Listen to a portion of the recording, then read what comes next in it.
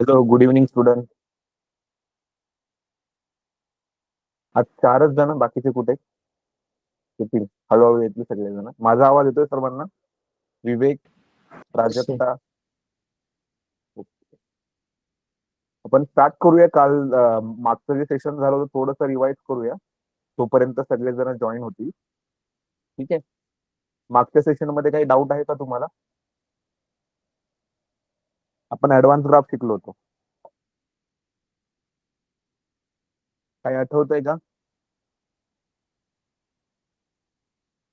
तुमच्याशी बोलतोय मी, तुम्ही कोणच काही रिस्पॉन्स देत नाही.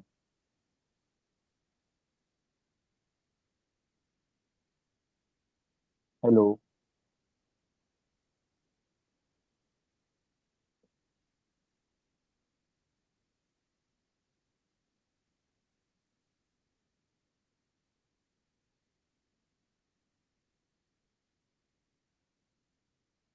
माझी स्क्रीन दिसते सर्वांना?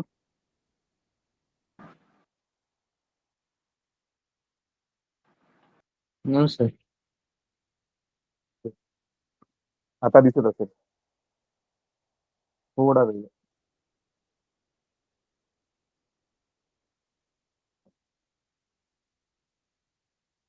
दिसते आता? Yes, sir.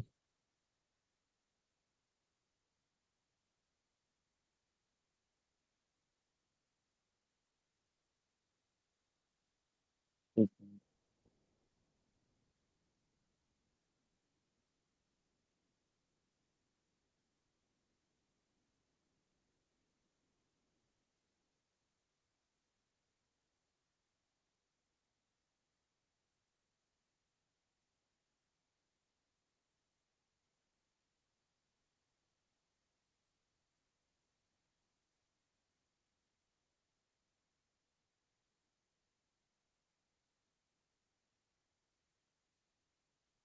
ओके. सो आपण लास्ट लेक्चर मध्ये जे काही झालं होतं ते थोडक्यात रिवाइज करू, तोपर्यंत सगळेजण जॉईन करतील.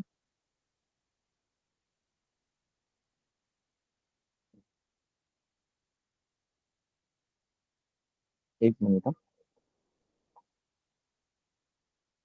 स्क्रीन दिसते ना माझी सर्वांना? ठीक आहे. तर लास्ट सेशन जे होतं आपल्या डे 3 मध्ये, त्याच्यामध्ये आपण डेटा इंटरप्रिटेशन म्हणजे जो काही डेटा असेल, माहिती असेल, त्याचा अर्थ लावण्याचं काम करतो. म्हणजे जो ग्राफ असेल, ग्राफच्या बेसिस मीन्स ग्राफवर जो आपल्याला इन्फॉर्मेशन दिली असेल त्याचा स्टडी करून त्याचा मिनिंग फाइंड आउट करतो. माझी स्क्रीन सर्वांना दिसते ना? फर्स्ट स्लाइड वर आहे मी. Yes, sir. तर सायंटिफिक इनएक्झिक्युटिव्हनेस मध्ये आपण डे 3 मध्ये जो डेटा इंटरप्रिटेशनचा पार्ट पाहिला होता तो आपण रिवाइज करूया आणि मग सेशन स्टार्ट करूया. आज आपण फिजिक्स लॉजिकल रिझनिंग पाहणार आहोत. त्याच्यामध्ये आपण मोशन वगैरे, मोशन म्हणा, पुन्हा नेक्स्ट आपलं इलेक्ट्रिकल कनेक्शन म्हणजे करंट इलेक्ट्रिसिटी, आणि लास्ट वन इज ऑप्टिक्स. या 2 गोष्टींचा, या 3 पॅरामीटर्सचा स्टडी करणार आहोत. ठीक आहे. तो आपण स्टार्ट करूया. सेकंड स्लाइड वर जाऊया आपण. फर्स्ट होता कॉन्सेप्ट रिव्ह्यू. म्हणजे ह्या आपण जो लास्ट जो सेशन झाला होता डे 3 मध्ये, त्याचा थोडासा ओव्हरव्ह्यू घेऊया. डेटा अनालिसिस काय असतं, रीडिंग ग्राफ काय असतो, आणि कॉज इफेक्ट रिलेशनशिप काय असतं ते ओव्हरव्ह्यू करून घेऊया. लास्ट सेशन जे झालं होतं. So what is data interpretation? Data interpretation म्हणजे ग्राफ मध्ये दिलेली माहिती जी असते त्याचा अर्थ समजून त्या ग्राफ मध्ये कोणती गोष्ट दिली आहे त्याच्या मागचं कारण ओळखायचं. म्हणजे हा ग्राफ कोणती इन्फॉर्मेशन देतोय. म्हणजे सडनली तुमच्या समोर एक ग्राफ आला, त्या ग्राफचं आपण टायटल रीड करतो आणि मग कन्क्लुजन वर जातो की हा ग्राफ मध्ये कोणता टेबल आहे, लाईन ग्राफ आहे का बार ग्राफ आहे, अदरवाईज स्कॅटर डायग्राम ग्राफ आहे. हे ग्राफचे टाइप्स आहेत, ते डेटा इंटरप्रिटेशन साठी आपण युज करतो. आणि मेन ग्राफ का आपण रीड करतो, तर कोणतीही लेंदी इन्फॉर्मेशन असेल आणि किचकट असेल समजायला, तर ती जर ग्राफच्या माध्यमातून कोणाला प्रेझेंट करून दाखवली तर ती पटकन लक्षात येते. आता एखादी स्टोरी बुक आहे, त्यात फक्त माहिती दिलेली आहे, माहिती लिहिलेली आहे, तर आपण वाचून वाचून बोर होतो. पण तीच जर माहिती एखाद्या पझल टाईप मध्ये असेल पिक्चर फॉर्मॅटमध्ये असेल आणि नेक्स्ट क्वेश्चन मार्क असेल, तर नेक्स्ट जो पिक्चर आहे तो आपण त्याच्याशी अलाइन करतो आणि स्टोरी क्रिएट करतो. तसंच डेटा इंटरप्रिटेशन असतं. समजलंय काय what is data interpretation? Next होता व्हाय वी लर्न ऍडव्हान्स ग्राफ, म्हणजे त्याचा स्टडी का करणं गरजेचे आहे. म्हणजे जी कोणती स्टोरी किंवा जी काही इन्फॉर्मेशन खूप कॉम्प्लेक्स असेल, कॉम्प्लेक्स म्हणजे समजायला कठीण असेल, तर सोप्या पद्धतीने समजायला आपल्याला ऍडव्हान्स ग्राफची मदत होते. मग ऍडव्हान्स ग्राफ 3 टाइपचे असतात. First one is multiple line graph, second one is combined bar line graph and third one is scatter plot graph. Last lecture मध्ये आपण डायग्राम नव्हते पाहिले. What is multiple line graph means त्याचा meaning काय असतो की मल्टिपल लाईन्स मध्ये आपण इयर नुसार किंवा टाइम नुसार जो चेंजेस झालाय तो आपण वेळेसोबत म्हणजे टाइम पिरियड नुसार जो काही चेंजेस होतात ते आपण कम्पेअर करतो आणि सोल्युशन फाइंड आउट करतो. तर मल्टिपल लाईन ग्राफ कसा दिसतो, तर हा असा दिसतो. आता इथे जो ग्राफचा पिक्चर आहे ना त्याच्यामध्ये मी इयर बेस लाईनला घेतलेत आणि base line means horizontal line. ही जी हॉरिझॉन्टल लाईन दिसते या ठिकाणी आपल्याकडे जी हॉरिझॉन्टल लाईन आहे इथे 2016, 2017, 2018, इन 2016, 2017, 2018, 2020 अँड 21 जी हॉरिझॉन्टल लाईन ड्रॉ केली आहे त्याला आपण एक ऍक्सिस बोलतो. आणि जो सेल्स झालाय तो कशामध्ये थाउजंड मध्ये, म्हणजे 20,000 मध्ये, 30,000 मध्ये, 40,000 मध्ये, असा 20 नंतर 40, 40 म्हणजे असं 20, 30, 40, 50 असं इन्क्रीज करत गेलो आपण. ठीक आहे. तो 2016 ला प्रोडक्ट ए किती सेल झालं थाउजंड मध्ये, तर त्याचा जो ग्राफ आहे तो ब्लू लाईनने ब्लू डॉट्सने दाखवलेला आहे आणि प्रोडक्ट बी ऑरेंज कलरच्या लाईनने दाखवलेले आहेत डॉट आणि प्रोडक्ट सी ग्रीन कलरच्या लाईनने डॉट्स दाखवलेले आहेत. हा लाईन ग्राफ आहे म्हणजे कंपॅरिझन. बघा आता 3 प्रोडक्ट आहेत, मग किती सेल झालाय ते इन्फॉर्मेशन नेटिव्हली काढायचं असेल तर ग्राफ आपल्याला इझिली इन्फॉर्मेशन देतो. नंबर्स काउंट करण्यापेक्षा आपल्याला एक पिक्चर समोर प्रेझेंट करून देतो. नेक्स्ट आहे कंबाईंड बार लाईन ग्राफ. मग त्याच्यामध्ये बार्स पण असणार, म्हणजे स्तंभालेख आणि रेषालेख हे मिक्स असतात कंबाईंड. त्याचा पिक्चर समोर आहे. लास्ट लेक्चर मध्ये फक्त मी ओरली इन्फॉर्मेशन दिली होती. मला असं वाटतंय की ती गोष्ट व्यवस्थित समजली नसेल तर मी पिक्चर्स पण प्रेझेंट केले समोर तुम्हाला आणि याच्यावर आपण क्वेश्चन आन्सर सॉल्व्ह केले होते. सो आपल्याला कंबाईंड बार ग्राफ आपण जॉग्राफी मध्ये स्टडी करतो 10th स्टँडर्डचे स्टुडंट.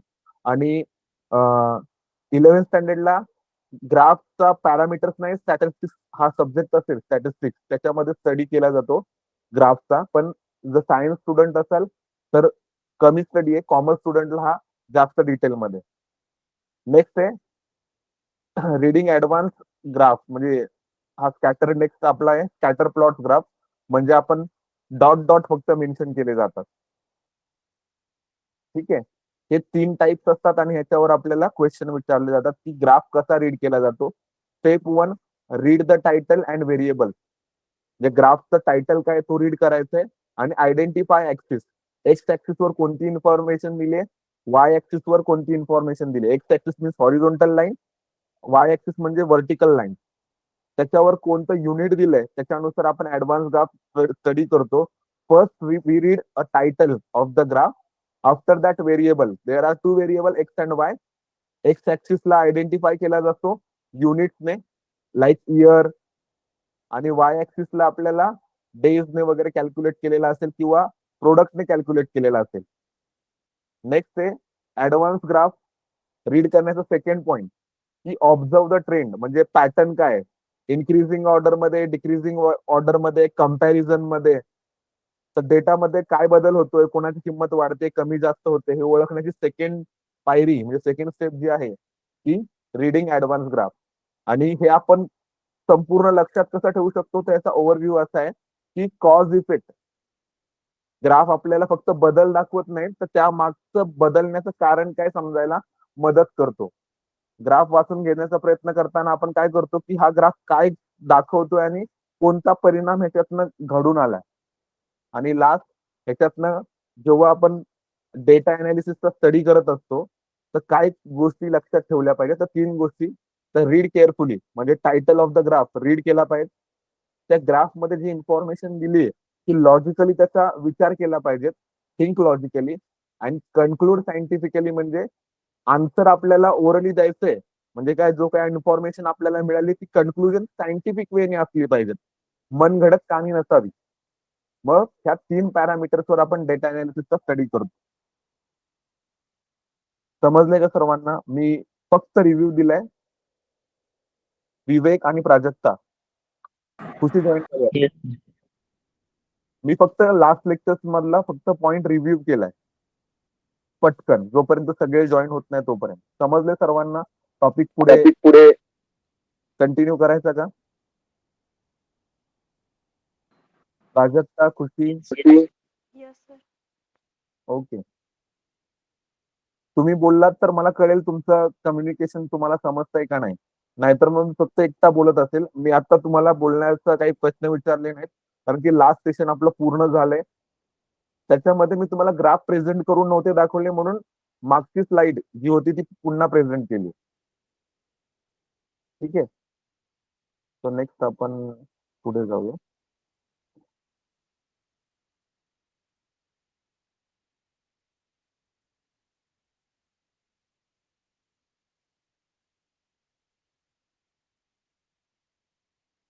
तुम्हाला स्क्रीन दिसते. Yes, sir. ओके. आजचा जो सेशन आहे सायंटिफिक इन्क्विजिटिव्हनेस मध्ये फिजिक्स रिझनिंग पाहणार आहोत. ठीक आहे. तर मला काही क्वेश्चन विचारायचे टॉपिक स्टार्ट करण्याच्या अगोदर. विचारू शकतो ना. सगळे रेडी आहात ना. कोणाला काही लाज वगैरे वाटत नाही ना. बिंदास बोला. बी फ्रँकली. काही डाऊट असतील तर मग आपण पुढे जाऊया. विवेक तुला प्रश्न आहे माझा. तुझं स्टँडर्ड कोणतं आहे. 11 की 10.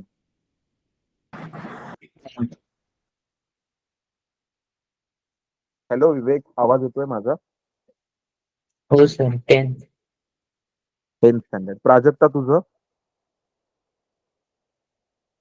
11. 11. खुशी आपका Hindi Marathi. 11 sir. Okay. Hindi Marathi English comfortable आहे ना तीनों language. Yes sir. Yes. So आता विवेक तुला थोडं समजायला अवघड जाऊ शकतं कदाचित. पण 11 स्टँडर्डचे जे स्टुडंट आहेत त्यांना बऱ्यापैकी हे टॉपिक्स माहिती आहेत. First one is motion, second one is electricity and third one is optics. फिजिक्सचा लेसन आहेत आपला motion in a plane, laws of motion. Lesson number 3, lesson number 4 as per state board. As per NCERT board टॉपिकचे numbers वेगवेगळे असू शकतात. आणि lesson number 9 sorry 7 is optics I think. As per state board Maharashtra board Balbharati textbook.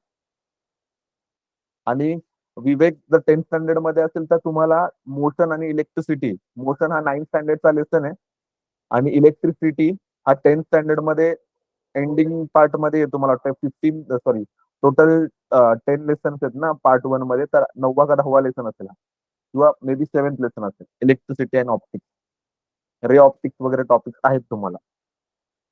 Bhagyashree तू कोणत्या स्टँडर्डचे बेटा. 10th standard. Okay no problem. तर टॉपिक स्टार्ट करताना मला तुम्हाला काही क्वेश्चन विचारायचे. विवेक फिजिक्स बद्दल तुला काय वाटतं. फिजिक्स काय असतं. व्हॉट इज फिजिक्स तुझ्या मते. माहिती असेल तर हो बोल किंवा मग नेक्स्ट क्वेश्चन पास करेल पुढे. ठीक है विवेकला नाही बोलायचं. प्राजक्ता आपको पता है. खुशी आपको पता है. प्राजक्ता नंतर येऊ तुझ्याकडे. खुशी आपको पता है व्हाट इज फिजिक्स. फिजिक्स में क्या हम लोग लर्न करते हैं. हेलो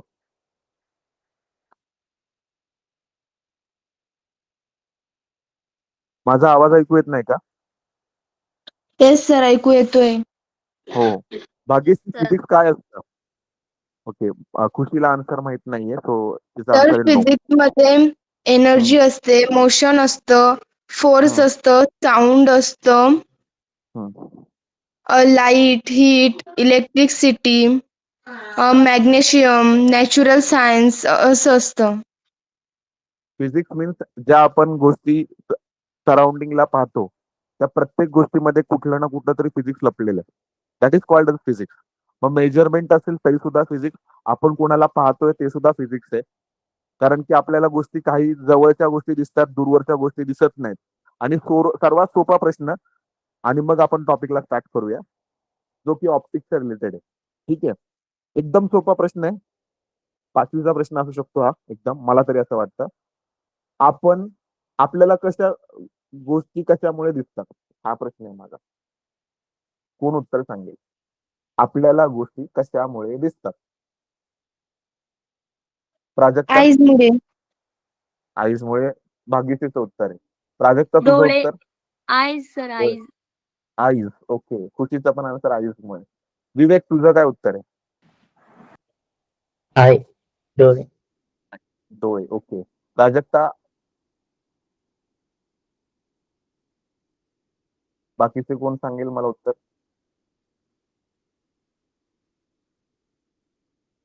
ठीक आहे, सगळ्यांचं उत्तर डोळे आहेत.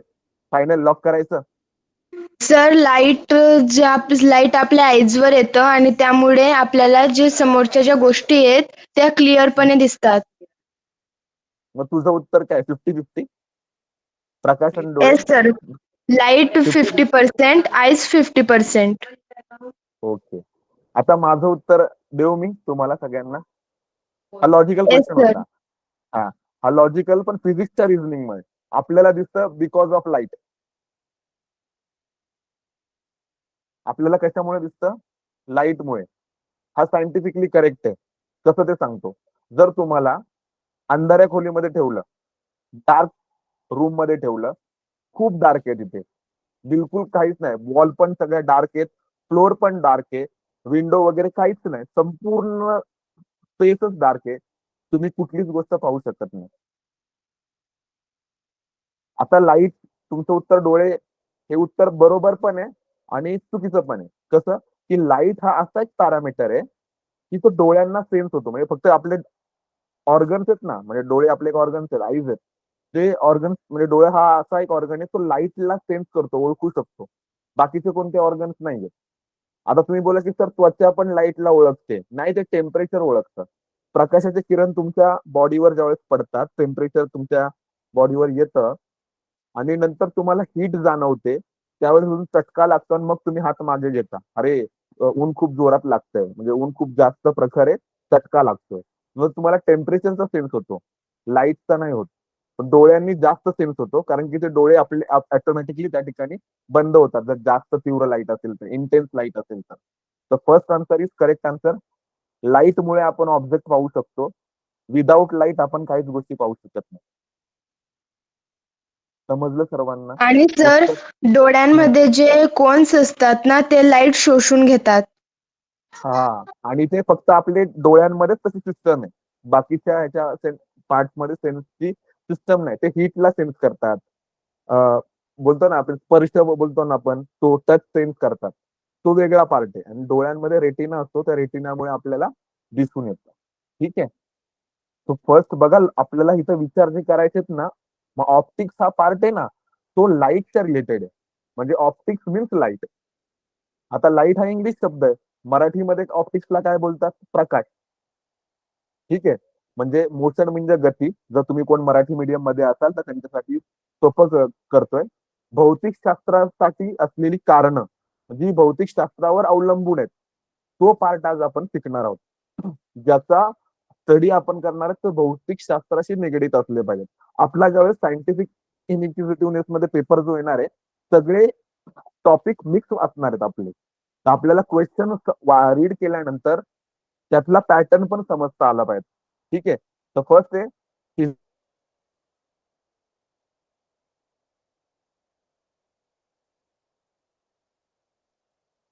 फिजिक्स रिझनिंग मध्ये आपण मोशन, म्हणजे हिंदी और मराठी में प्रकाश ही बोलते हैं उसको, लाइट इंग्लिश है उसके लिए. नेक्स्ट नेक्स्ट स्लाइड पे जा रहा हूँ, पुढच्या स्लाइड वर जातोय मी.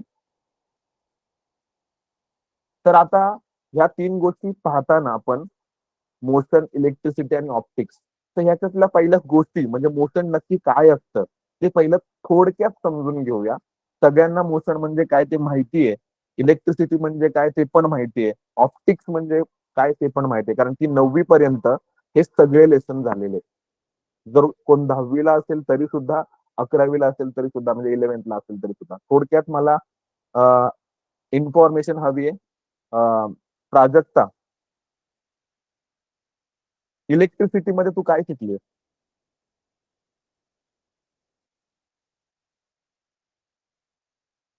भाग्यश्री, माझा आवाज येत नाही का? Hello. Force give the direction of electric field. Prajakta, तू उत्तर दिलं ना आता? Yes. हा, तुझा आवाज ना खूप कमी येतोय म्हणून विचारलं तुला. इलेक्ट्रिसिटी मध्ये तू काय कंपोनेंट पाहिलेत ते सांग. मला डेफिनेशन नकोय, रट्टा मारलेले डेफिनेशन नको, जी तुला समजले ते सांग. तरच आपण फिजिक्स पर्यंत पोहोचू शकतो. अदरवाईज फक्त घोकंपट्टी होईल. इलेक्ट्रिसिटी शब्द आला तर तुझ्या समोर काय येतं? काय विचार येतात तुझ्या डोक्यात?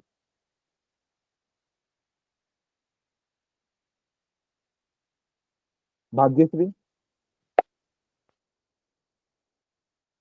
विवेक, तू सांगू शकते इलेक्ट्रिसिटी म्हटलं तर काय गोष्टी आढळतात? डोळ्यासमोर काय तर आठवतं? इलेक्ट्रिसिटीमध्ये वीज पण येऊ शकते, महावितरण, महाराष्ट्र वीज वितरण.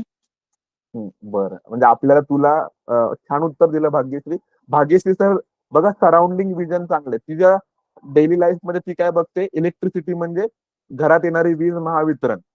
पण त्याच्या सोबत अजून काहीतरी गोष्टी जोडल्या असतील ना? आणि सर ती इलेक्ट्रिसिटी वॉटरने क्रिएट होऊ शकते. आपण ती जी प्रोसेस असते त्याच्यामध्ये काहीतरी फ्यूल यूज करतो, त्याच्यामुळे ती इलेक्ट्रिसिटी क्रिएट होते. त्याचं एक्झाम्पल सांगू शकते? फ्यूलमुळे यूज करतो असे एक्झाम्पल सांगू शकते?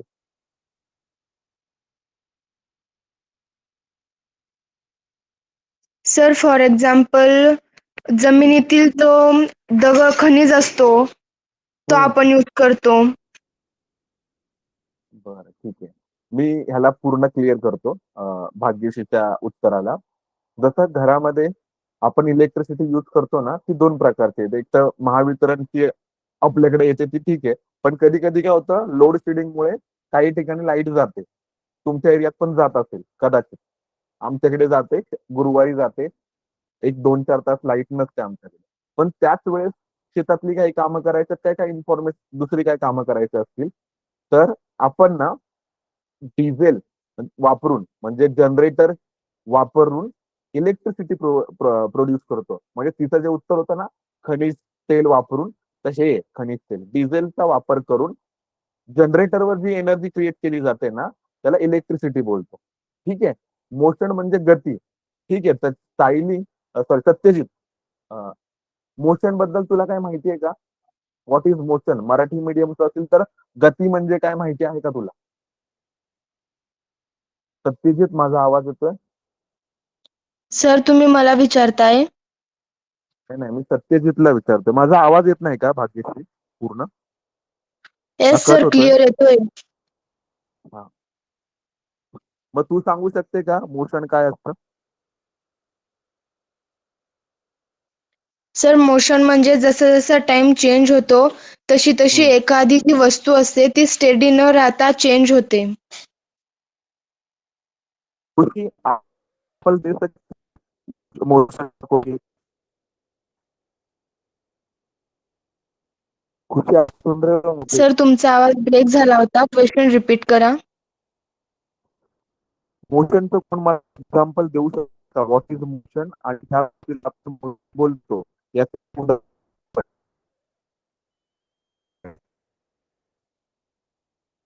आवाज होता?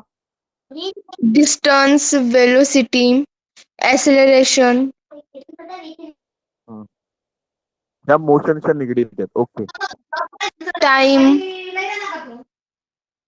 ओके, चालेल. आता आपण topic येऊया. ज्यांना आणि सर मोशनचे काही टाइप्स पण असतात.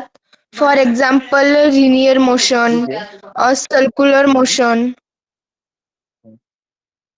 Very sir good. मी 10th पर्यंत एवढाच स्टडी केलाय मोशन बद्दल. ओके. 11th ला नाही स्टडी केला तुम्ही? 11th कोणत्या बॅकग्राऊंडने देते, सायन्स कॉमर्स?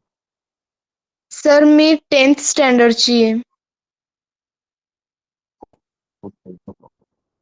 करेक्ट, हेच आहे 10th ला पण सेम सेम गोष्टच आहे. आवाज ब्रेक होतोय तुमचा. Rectilinear motion, linear. ओके. आता येतोय? सर आवाज ब्रेक हॅलो? होतोय. आता येतोय का? नेटवर्क नाही इश्यूमुळे सर, होत आता असेल. अजून पण होत, अजून पण आवाज क्लिअर येत नाही का सगळ्यांना? Yes sir. एक मिनिट.